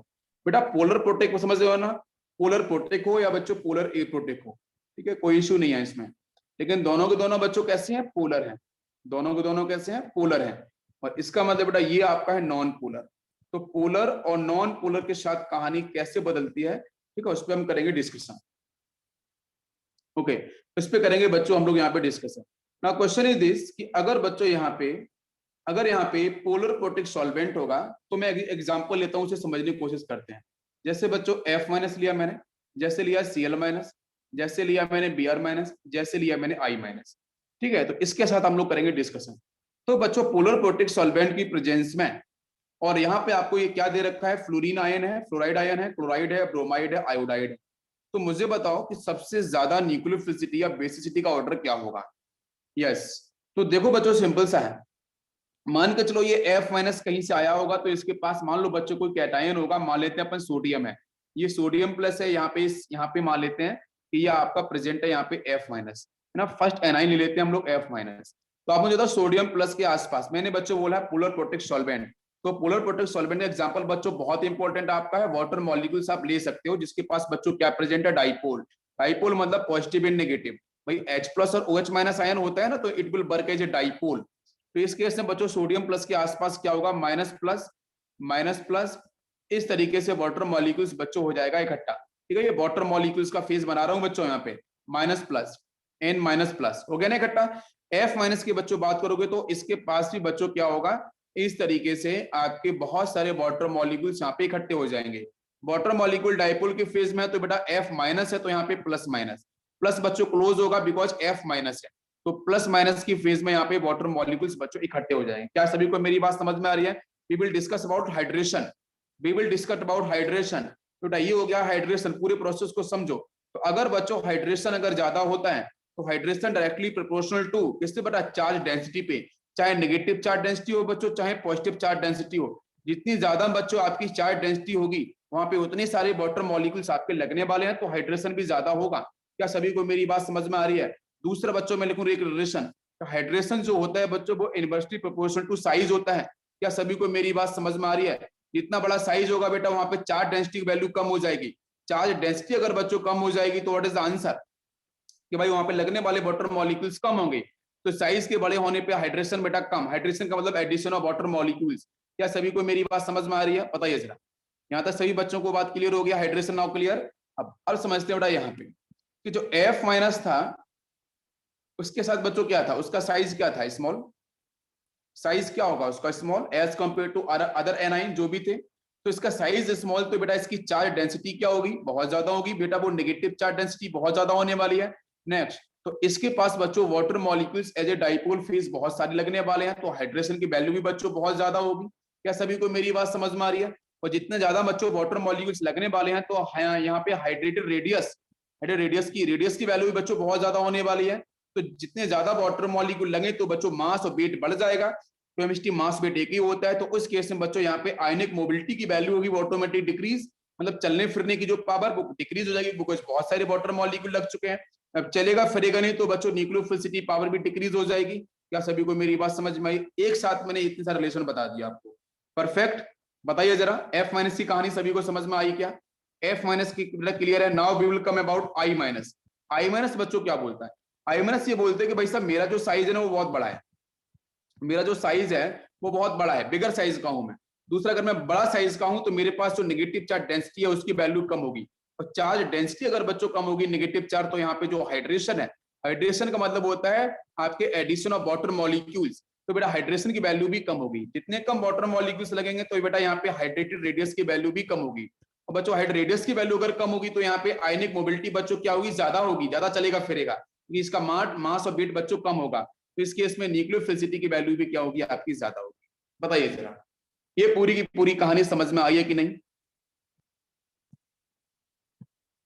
फ्लोराइड आयन के साथ अगर बच्चों कहीं पे पोलर प्रोटेक्ट सॉल्वेंट दे रखा है और वहीं पे बच्चों आपको दे रखा है आयोडाइड आयन, तो आंसर इज वेरी क्लियर कि सबसे अधिक न्यूक्लियोफिलिसिटी किसकी होने वाली है बच्चों? I माइनस की। सबसे वीक न्यूक्लियोफिलिसिटी बच्चों किसकी होने वाली है? F माइनस की। बट यहाँ पे करना है कंसीडर आपको polar protic solvent. Polar protic solvent के अंदर ये ऑर्डर बनेगा, पोलर प्रोटेक्ट सॉल्वेंट के अंदर यही ऑर्डर बनेगा। सभी को मेरी बात समझ में आ रही है? बताइए, यहां तक क्लियर है? ओके, तो बच्चों यहाँ पे हम लोग फटाफट से लिख लेते हैं इसका ऑर्डर। न्यूक्लियोफिलिसिटी का ऑर्डर, न्यूक्लियोफिलिसिटी का order in polar protic solvent. Sir what is the answer? Answer बच्चों का F माइनस, Cl माइनस, उसके बाद बच्चों आएगा आपका Br minus, next is I minus. ये ऑर्डर होगा बच्चों न्यूक्लियोफिलिसिटी का इन पोलर प्रोटेक्ट सॉल्वेंट। बेटा परफेक्ट, सभी क्लियर हो गया? इसके साथ बच्चों अगर मैं बात करूं बेसिसिटी, तो what is the order of basicity? तो बेसिसिटी का ऑर्डर बच्चों होता है F माइनस, फिर होगा बच्चों Cl माइनस, फिर होगा आपके Br माइनस, फिर होगा आपका I माइनस। ये सीक्वेंस बच्चों आपका पोलर प्रोटेक्ट सॉल्वेंट के अंदर। तो बेसिसिटी बच्चों रिवर्स होती है, न्यूक्लियोफिलिसिटी आपकी होती है इस तरीके से जहां पे आपकी मोबिलिटी ज्यादा हो। सभी क्लियर हो गया? बताओ बच्चों। अरे यार सीधा सा तो मैंने बताया था, बेसिसिटी का मतलब क्या होगा? H प्लस है भाई, बहुत छोटा सा है, आराम से अटैक करेगा, कोई इश्यू नहीं है। जहाँ पे चार्ज डेंसिटी ज्यादा होगी कोई दिक्कत नहीं है, तो F माइनस की बेसिसिटी ज्यादा होगी, कोई यहाँ पे पोलर प्रोटेक्ट सॉल्वेंट अफेक्ट करने वाला नहीं है। लेकिन बच्चों न्यूक्लियोफिलिसिटी में होता है अफेक्ट, आपको पता है अच्छे से। यहाँ पे ज्यादा वाटर मॉलिक्यूल लगे वहां पे न्यूक्लियोफिलिसिटी कम होगी, बताया था ना। Nucleophilicity is affected by steric hindrance, मैंने बताया था आपको अगर याद होगा। न्यूक्लियोफिलिसिटी अफेक्ट होती है स्टीरिक हिंड्रेंस की वजह से, लेकिन बेसिसिटी के अंदर बच्चों स्टीरिक हिंड्रेंस का कोई भी रोल नहीं होता है। मैंने पहले आपको बताया था डिफरेंस के अंदर। क्या सभी को यहां तक बात क्लियर हो गई है? बताइए जरा। इसके बाद बच्चों हम लोग बात करेंगे पोलर एप्रोटिक सॉल्वेंट। तो पोलर एप्रोटिक सॉल्वेंट जहां पोलरिटी है ही नहीं, जब पोलरिटी नहीं है तो कोई इश्यू ही नहीं है, तो सीधा आंसर बना लो आप। पोलर एप्रोटिक सॉल्वेंट के बच्चों अगर मैं बात करता हूं तो मैंने आपको बताया था पोलर एप्रोटिक सॉल्वेंट के अंदर बच्चों हाइड्रोलिसिस सिर्फ किसका होता है? बताइए जरा, हाइड्रोलिसिस सिर्फ किसका होगा? Hydrolysis only of cationic part. मैंने पढ़ाया था ना, सिर्फ और सिर्फ कैटायनिक पार्ट का ही हाइड्रोलिसिस होगा, मैंने आपको करके भी दिखाया था। कैटायनिक पार्ट का ही बच्चों वहां पे हाइड्रोलिसिस होगा। This is clear? सभी को समझ में आ रहा है? तो बताइए बेटा, अब यहां से नाउ क्वेश्चन इज कि जो मैं यहाँ पे लिखने वाला हूं कि hydration of anion, hydration of anion does not take place, does not take place. This is a property of polar aprotic solvent. क्या कंफर्म है सभी को? ये रिवाइज कर रहा हूं बेटा, हम लोगों ने पहले स्टडी किया था। तो जिस तरीके से बेटा यहाँ पे साइज अगर आपका बढ़ेगा, साइज बढ़ेगा तो बताओ बच्चों, आयनिक मोबिलिटी बच्चों क्या करेगी? डिक्रीज। और आयनिक मोबिलिटी डिक्रीज करेगी तो न्यूक्लियोफिलिसिटी भी बच्चों डिक्रीज। ठीक है, तो आयनिक मोबिलिटी पे डिपेंड करती है बच्चों न्यूक्लियोफिलिसिटी पावर। तो नाउ क्वेश्चन की बेटा यहाँ पे ऑर्डर क्या बनना चाहिए? यहाँ पे ऑर्डर क्या बनना चाहिए? तो न्यूक्लियोफिलिसिटी का जो हमारा ऑर्डर होगा वो सीधा सा बच्चों बन चुका है कि आपका F माइनस, ये आंसर होगा Cl माइनस, वही आपका Br माइनस, फिर आपका I माइनस। लेकिन वहां पे रिवर्स था बच्चों पोलर प्रोटेक्ट सॉल्वेंट में। और यहाँ पे बेसिसिटी का ऑर्डर क्या बनेगा? ये भी सेम बनने वाला है, F minus, Cl minus and Br minus and I minus. क्या सभी क्लियर है? तो यहाँ पे पता है बेटा, यहाँ पे आपका जो हाइड्रोलिसिस होता है ना वो किसका होता है? Only of cationic part. तो एनएन पार्ट का हाइड्रोलिसिस होता ही नहीं है, तो यहाँ पे कोई भी ऑर्डर में चेंज होने वाला नहीं है। सभी क्लियर है? सभी को बच्चों क्लियर है? तो लिखा है मैंने hydration of anion part does not take place, तो कोई आपका रिजल्ट यहाँ बदलने वाला नहीं है, रिजल्ट कुछ बदलने वाला नहीं है। ठीक है, तो जहां पे साइज बड़ा होगा आयनिक मोबिलिटी कम, तो न्यूक्लियोफिलिसिटी कम। टॉप टू बॉटम जाने पे साइज बढ़ता है, तो बिल्कुल आंसर बन जाएगा पोलर इलेक्ट्रिक सॉल्वेंट। किसी कोई दिक्कत है बताइए जरा, किसी बच्चों कुछ प्रॉब्लम, कुछ डाउट यहाँ पे है? किसी बच्चों को कुछ पूछना है बेटा? बताओ जरा। ठीक है, इसके बाद नेक्स्ट बच्चों हम लोग बात करेंगे, नेक्स्ट हम लोग बात करेंगे अगर स्टेरिक हिंड्रेंस, बल्कि नेचर। अगर बच्चों बल्कि नेचर आएगा सॉल्वेंट के साथ, मैंने बता दिया। अब बात करेंगे बल्कि नेचर। तो बल्कि नेचर का बच्चों ऑर्डर होता है कि nucleophilicity inversely proportional to bulky nature of alkyl group, बल्कि नेचर ऑफ एल्काइल ग्रुप। अगर ये सब आएगा ना तभी न्यूक्लियोफिलिक सब्स्टिट्यूशन आपको अच्छे से आएगा, SN1 SN2 एल्काइल हैलाइड वगैरह के सारे क्वेश्चन बनेंगे वहां पे। ठीक है, ये समझ लो पहले। तो बेटा nucleophilicity inversely proportional to bulky nature of alkyl group. ठीक है, और यहीं पे मैं लिखूंगा बेसिसिटी जो होगा it is directly proportional to bulky nature. ठीक है, bulky nature of alkyl group, alkyl group. तो बेसिसिटी बच्चों होती है आपकी directly proportional to bulky nature of alkyl group, और न्यूक्लियोफिलिसिटी इनवर्स। जैसे मैं क्वेश्चन आपको देता हूँ, क्वेश्चन देता हूँ, जैसे बच्चों मैंने दिया आपको OH माइनस, मैंने दिया यहाँ पे O माइनस NC2H5। ठीक है, मैंने दिया आपका यहाँ पे ऑक्सीजन 1 कार्बन कार्बन कार्बन, इस तरीके से। ठीक है, और भी हम लोग बढ़ा सकते हैं कि जैसे यहाँ पे आपका O माइनस, यहाँ पे कार्बन कार्बन कार्बन, और कार्बन बढ़ा लेते हैं इस तरीके से, और यहाँ पे कार्बन चलो कम कर लेते हैं, राइट। तो यहाँ पे बताओ जरा आंसर बच्चों न्यूक्लियोफिलिसिटी का क्या होगा? मान लेते हैं हम लोग यहाँ पे एक हाइड्रोजन जुड़ा हुआ है इस तरीके से, ये फर्स्ट कंपाउंड है, ये सेकेंड कंपाउंड है, ये थर्ड कंपाउंड है, ये fourth compound. What is the order of nucleophilicity? तो न्यूक्लियोफिलिसिटी का ऑर्डर क्या होगा बताइए जरा। तो बच्चों सेंट्रल एटम तो सेम है, O minus O minus O minus O minus, यहाँ पे हाइड्रोजन है छोटा साइज का है C2H5, यहाँ पे देखो और कार्बन आ चुके हैं, यहाँ पे और बल्कि ग्रुप आ चुका है। तो मैंने बोला कि बल्कि ग्रुप के बच्चों इनवर्सली प्रोपोर्शनल टू न्यूक्लियोफिलिसिटी होता है। तो बताओ जल्दी से आंसर न्यूक्लियोफिलिसिटी का ऑर्डर क्या होगा? हाँ, फर्स्ट हाईएस्ट हो जाएगा, बिल्कुल सही। फिर कौन सा आएगा? सेकंड। सेम ऑर्डर बच्चों फॉलो करते चलो, थर्ड एंड आपका फोर्थ। करेक्ट। अगर बच्चों में यहाँ पे बेसिसिटी का ऑर्डर पहुंचू तो सबसे अच्छा बेसिसिटी में बेस बेटा कौन सा डिफाइन किया जाएगा बताइए जरा। सबसे अच्छी बेसिसिटी किसकी होने वाली है? तो बेसिसिटी बच्चों डिपेंड करती है बल्कि नेचर, जितना बड़ा बल्कि ग्रुप वहां पे बिल्कुल सही। तो यहाँ पे जो आंसर होगा वो फोर्थ का सबसे ज्यादा हो जाएगा, फिर आपका यहाँ पे थर्ड आ जाएगा, फिर आपका सेकंड आ जाएगा, फिर आपका फर्स्ट हो जाएगा। तो बल्कि नेचर के ऊपर भी क्वेश्चंस आ सकते हैं, तो बिल्कुल आप लोग कर पाओ। बताइए जरा, इसमें कोई कंफ्यूजन, कोई डाउट किसी बच्चे को?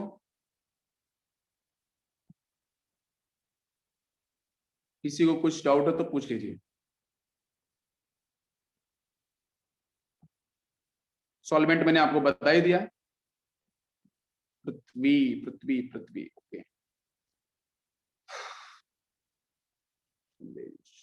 No doubt. चलो अब आपको लेके चलता हूं मैं एक नई जगह। नई जगह कुछ ऐसी है, ध्यान देना। जैसे बच्चों मैं आपसे एक क्वेश्चन पूछता हूँ जेई एडवांस का। जेई एडवांस में क्वेश्चन आया था, क्वेश्चन यूं था कि मॉलिक्यूल दे रखा था, ठीक है, अपना दिमाग लगाना, यहाँ पे दे रखा था SH, दिस इज SH, थायो अल्कोहल वाला पार्ट है। सेकेंड मॉलिक्यूल बच्चों दे रखा था यूं इस तरीके से, इस तरीके से, ठीक है, ये सिंगल बॉन्ड है सिग्मा, और यहाँ पे था आपका SH। क्वेश्चन ये था कि इन दोनों में से न्यूक्लियोफिलिसिटी किसकी ज्यादा? इन दोनों में से न्यूक्लियोफिलिसिटी किसकी ज्यादा? इन दोनों में से न्यूक्लियोफिलिसिटी किसकी ज्यादा? ये क्वेश्चन आईआईटी का है। दोनों में से न्यूक्लियोफिलिसिटी किसकी ज्यादा? देखो यहाँ पे क्या होने वाला है,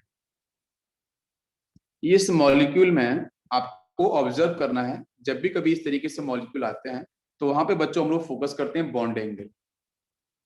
यहाँ पे हम लोग फॉलो करते हैं बॉन्ड एंगल। आपने क्या सोचा? आपने ये सोचा कि सर यहाँ पे बहुत सारे बॉन्ड दिख रहे हैं, पूरा कवर्ड है, रिंग है। सर ये रिंग नहीं है, बट कार्बन तो दोनों जगह सेम है सर। इस जगह भी कार्बन सेम है, इस जगह भी सेम है, बीच में आपका यहाँ पे क्या कनेक्टिविटी नहीं है, साइक्लिक कंपाउंड नहीं है। सेकंड वाला ए साइक्लिक कंपाउंड है। ये क्या है? ए साइक्लिक कंपाउंड है। तो ये फर्स्ट वाला आपका साइक्लिक कंपाउंड है, ठीक है।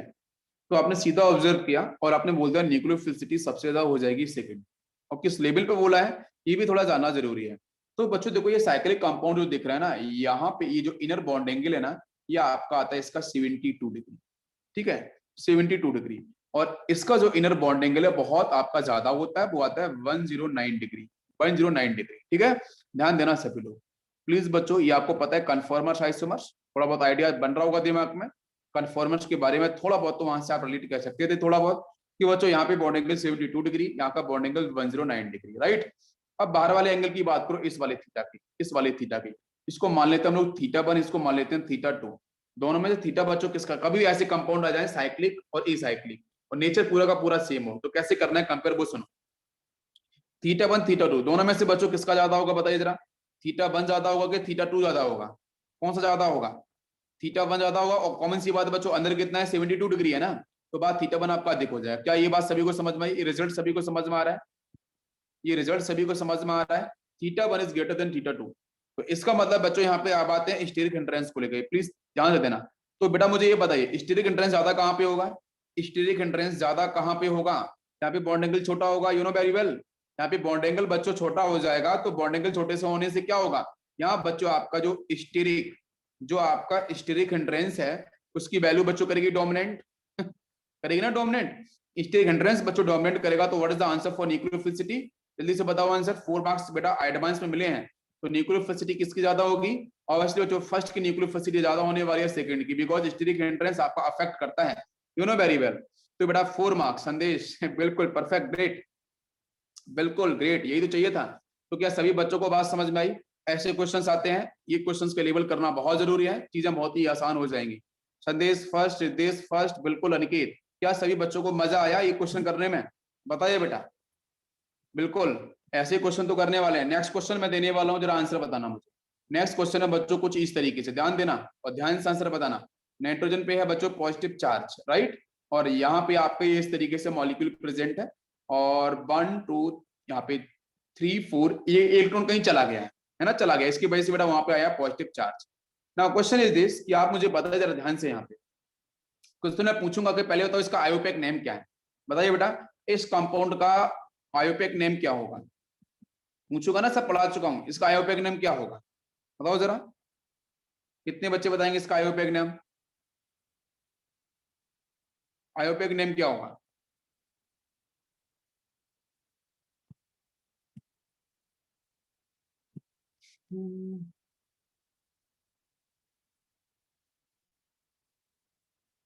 रोहित ने बोला है एडवांस वाले को तो न्यू बात लेते हैं, सोचना पड़ता है हाँ यार रोहित, बिल्कुल बिल्कुल बिल्कुल यार, अगर आईआईटी बॉम्बे में जाना है ना, तो भाई उस लेवल तक तो पढ़ाई करनी पड़ेगी, ठीक है ना।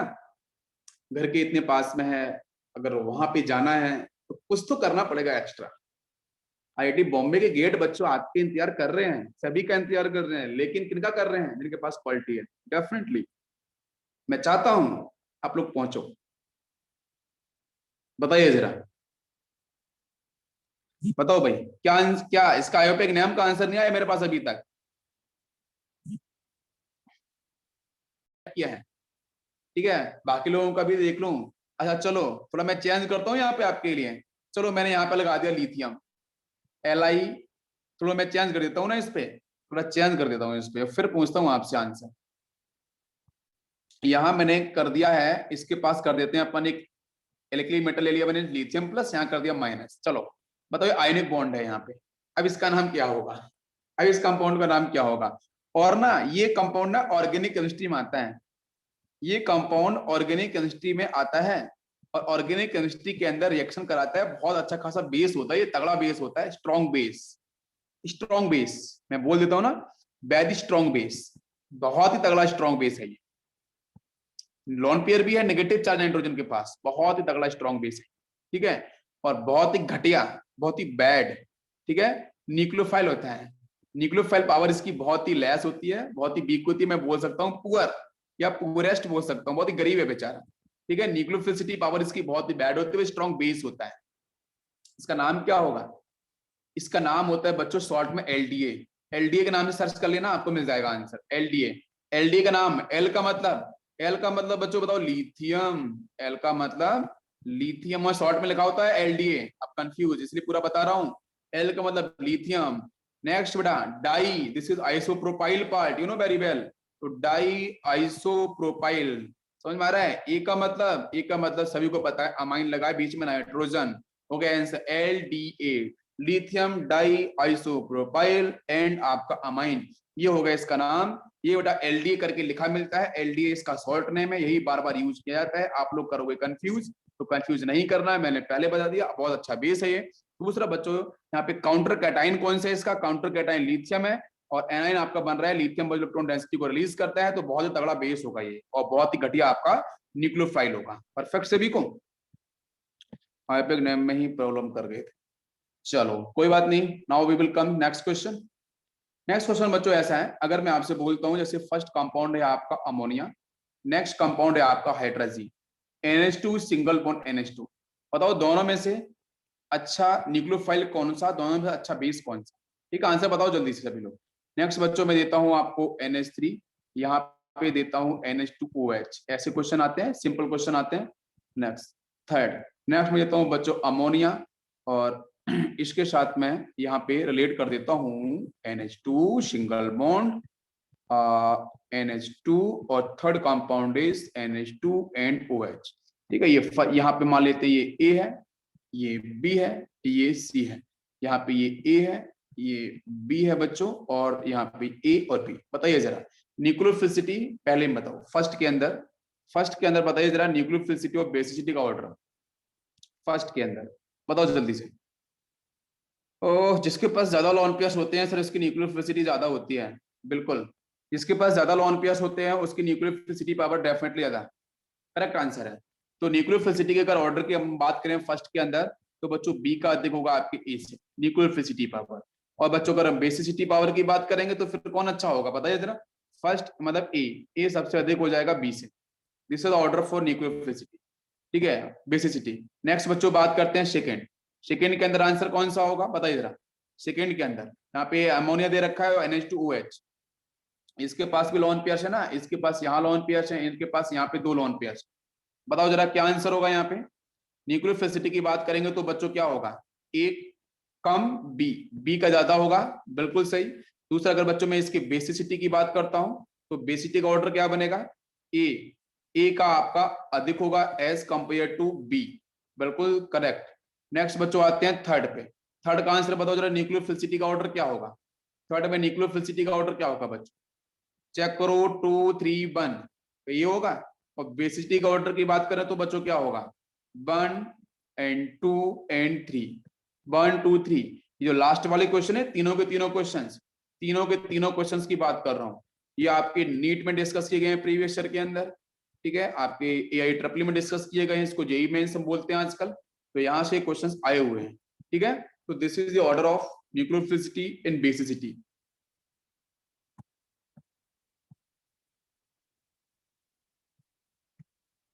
नेक्स्ट क्वेश्चन लेते हैं हम लोग, यहाँ पे ध्यान दो। फर्स्ट क्वेश्चन, फर्स्ट क्वेश्चन है कुछ इस तरीके से,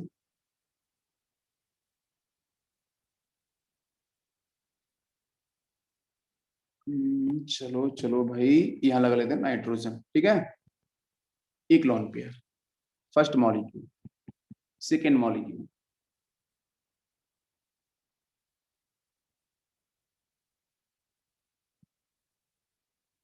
ये कुछ इस तरीके से बना लिया मैंने, ठीक है, और इसके साथ एक नाइट्रोजन यहाँ, एक नाइट्रोजन यहाँ, एक लोन पेयर, दो लोन पेयर। बताओ इसमें न्यूक्लियोफिलिसिटी का ऑर्डर कौन है, क्या होगा, बेसिसिटी का ऑर्डर क्या होगा, ध्यान से बताओ। चलो नेक्स्ट मॉलिक्यूल लेता हूं मैं यहाँ पे अमोनिया, नेक्स्ट मॉलिक्यूल लेता हूं मैं NH2BH2, ठीक है। थर्ड मॉलिक्यूल, नेक्स्ट क्वेश्चन ये ले लेते हैं,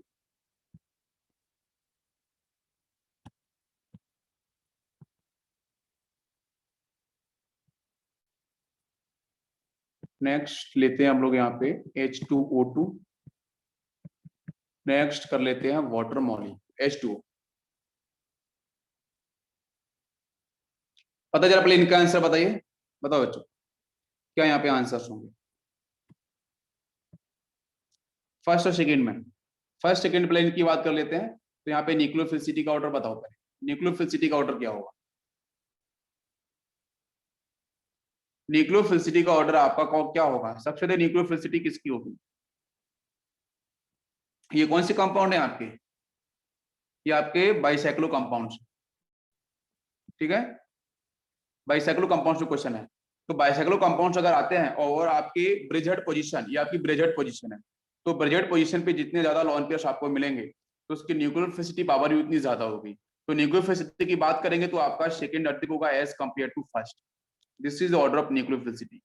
अगर बेसिसिटी की बात करेंगे तो बेसिसिटी का ऑर्डर यहाँ पे हो जाएगा, फर्स्ट की बेसिसिटी ज्यादा होगी as compare to second. Next बात करते हैं इस क्वेश्चन के अंदर, तो इस क्वेश्चन में आपका न्यूक्लियोफिलिसिटी का ऑर्डर क्या होगा, यहाँ पे लोन पेयर है, लेकिन यहाँ पे आपका ये वेकेंट ऑर्बिटल, बताओ जरा क्या आंसर होगा। इसमें न्यूक्लियोफिलिसिटी की बात करेंगे तो बच्चों आपका 1 अधिक होगा एज कंपेयर टू सेकेंड। और यहाँ पे अगर मैं बेसिसिटी की बात करता हूँ तो बेसिसिटी का ऑर्डर आपका हो जाएगा, बेसिसिटी का ऑर्डर में क्या होगा, 2 या फर्स्ट, क्या पहले आएगा, 2 या फर्स्ट, फर्स्ट ही सबसे अधिक होगा सेकेंड से, बेसिसिटी का ऑर्डर भी आपका ही रहेगा, सेम ऑर्डर, बिल्कुल सही है। नेक्स्ट यहाँ पे देखो, यहाँ पे न्यूक्लियोफिलिसिटी का ऑर्डर क्या होगा, H2O2, H2O2 के स्ट्रक्चर को आपको पता है, तो ये हाइड्रोजन है, ठीक है, और इस हाइड्रोजन के साथ आपको मिलेगा ऑक्सीजन, ऑक्सीजन, हाइड्रोजन, बाकी आपको यहाँ पे मिलेंगे लोन पेयर्स इस तरीके से, ठीक है। तो मतलब क्वेश्चन इज इसके न्यूक्लियोफिलिसिटी का ऑर्डर क्या होगा, तो यहाँ पे आपका H2O2 ज्यादा होगा as compare to water molecules.